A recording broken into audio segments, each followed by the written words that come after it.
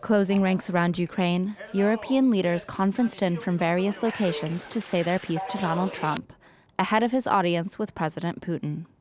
For President Zelensky, himself sidelined from talks on the future of his country, the priority was to warn against what he sees as Putin's bad faith. I told the US president and all of our European colleagues that Putin is bluffing.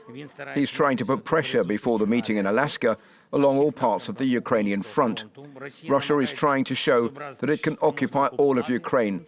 We need further pressure for peace. This, as Washington has called for land swaps between Kyiv and Moscow. But Zelensky has been clear that surrendering any Ukrainian land is a red line. The German chancellor's message, too, sought to dissuade Trump from making unauthorized concessions on behalf of Kyiv. Ukraine must be at the table when follow-up meetings take place. Also present, joining from his summer residence in Fort-de-Brégançon, was President Macron, who relayed what he saw as the most important assurances given by Donald Trump. President Trump was clear that the American will is to obtain a ceasefire at this meeting in Alaska.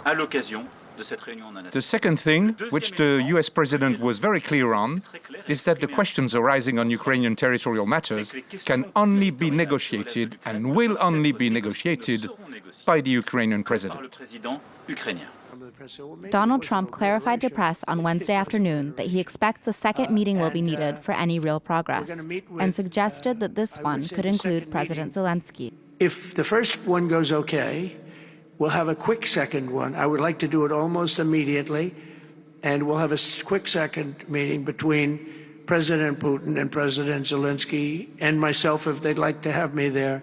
The Russian Foreign Ministry has dismissed the European diplomacy on Ukraine as insignificant, saying that it served only to sabotage the ongoing diplomatic efforts of Moscow and Washington.